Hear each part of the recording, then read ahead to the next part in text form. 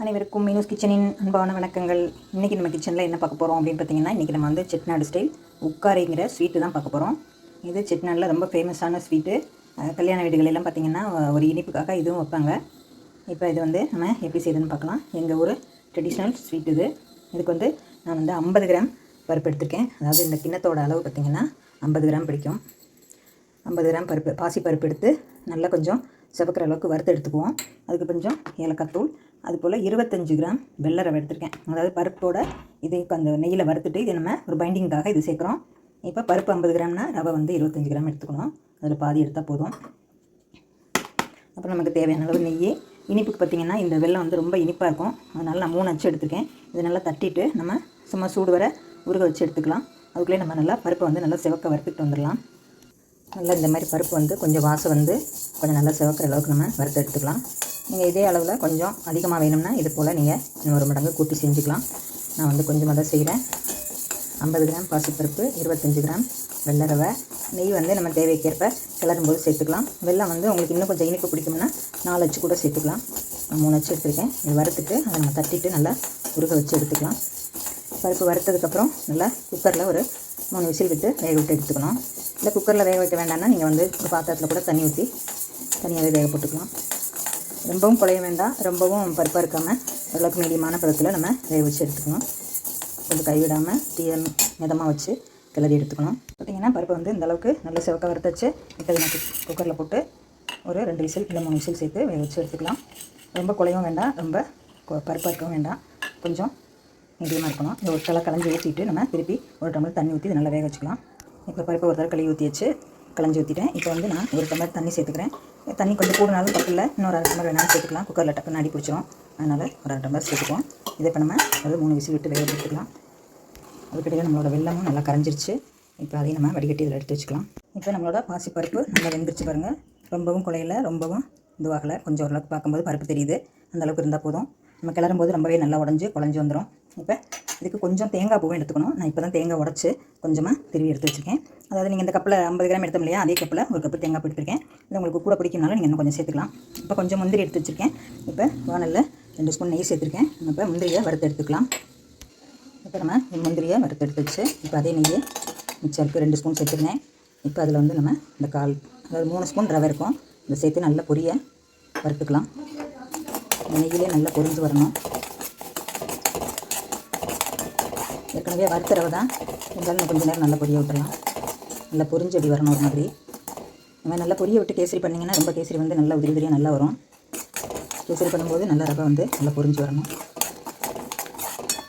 சீக்கிரமாக உங்களுக்கு வெந்துடும். இப்போ இந்த ரவை நல்லா பொங்கி பொரிஞ்சு வரது பாருங்கள், நல்லா பொரியுது. இந்த சமயத்தில் நம்ம திரி வச்சுருக்க தேங்காய் பூவும் சேர்த்துக்குவோம். அதே கொஞ்சம் அந்த ஈரப்பழம் போகிற அளவுக்கு கொஞ்சமாக வதக்கிட்டு நம்ம அப்புறம் பருப்பை தூக்கி இதில் ஊற்றிக்கலாம். ரவையும் தேங்காயும் நல்லா வறுபட்டு வந்துடுச்சு. தேங்காய் வந்து ஒன்றும் சிவக்கணுன்றதில்லை, அந்த ஈரம் போக இருந்தால் சரி. இப்போ நம்மளோட வேக வச்சுருக்க பருப்பை அதில் சேர்த்துக்குவோம்.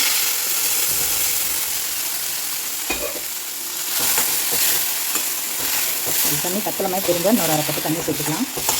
நல்லா கலந்து விட்டுட்டு இப்போ நம்ம வடிகட்டி வச்சுருக்க பாகையும் நம்ம சேர்த்துக்கலாம். 2 நிமிஷம் கிளறிக்கலாம். இப்போ நான் குக்கரில் இருக்க பருப்பு வந்து கொஞ்சமாக ஒரு 1/4 டம்ளர் தண்ணி சேர்த்து அதை சேர்த்து ஊற்றிட்டேன். பருப்பு அடியில் இருந்துச்சு, அதனால் கட்டி அலசி சேர்த்து ஊற்றிருக்கேன். அந்தளவுக்கு தண்ணியாக இருந்தால் அந்த ரவையும் கொஞ்சம் வெந்துடும்.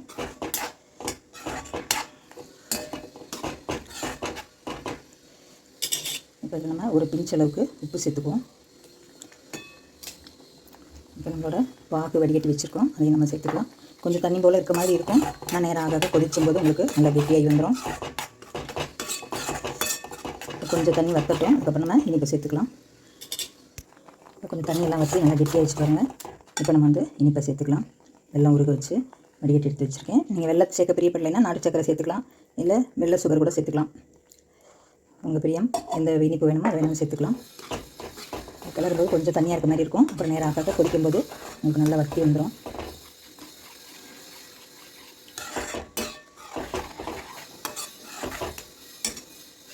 அதில் ஒரு ஸ்பூன் ஏலக்காய் பவுடர் சேர்த்துக்குவோம். கொஞ்சம் கெட்டியானதுக்கப்புறம் நம்ம பார்க்கலாம். இப்போ நம்மளோட ஸ்வீட் பாருங்கள் நல்லா சேர்ந்து கொதிச்சு வருது. ஊற்றின தண்ணி எல்லாமே நல்லா வற்றிருச்சு, கொஞ்சம் கெட்டியாயிடுச்சு. இன்னும் கொஞ்சம் கொதிக்கும் போது உங்களுக்கு இன்னும் கொஞ்சம் கெட்டியாயிரும். நான் ஏற்கனவே முந்திரி வறுக்கிறதுக்கு 2 ஸ்பூன் நெய் சேர்த்தேன். இப்போ மறுபடியும் ஒரு 2 ஸ்பூன் நெய் சேர்த்துக்குவோம். ஒரு 6-7 ஸ்பூன் இருந்தாலே போதுமானது. இப்போ இது நல்லா சேர்ந்து கொதிக்கட்டும். கொஞ்சம் ஒரு அல்வா பதத்துக்கு உருண்டு வரும்போது நம்ம இறக்கிக்கலாம்.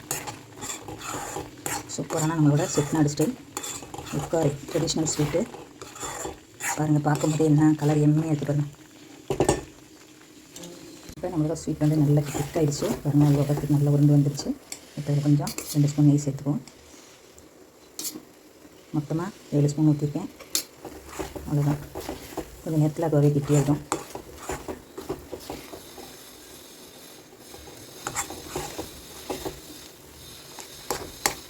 அது எப்படி பாருங்கள். இப்போ நம்மளோட முந்திரி பருப்பு சேர்த்துட்டு நம்ம அடுப்பு ஆஃப் பண்ணிடலாம்.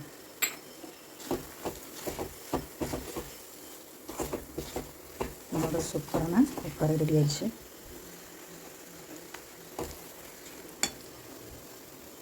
இப்போ பாருங்கள் ஃப்ரெண்ட்ஸ், நம்மளோட சூப்பரான உட்காரி ரெடி ஆயிடுச்சு. சூப்பராக சூடாக இருக்குது.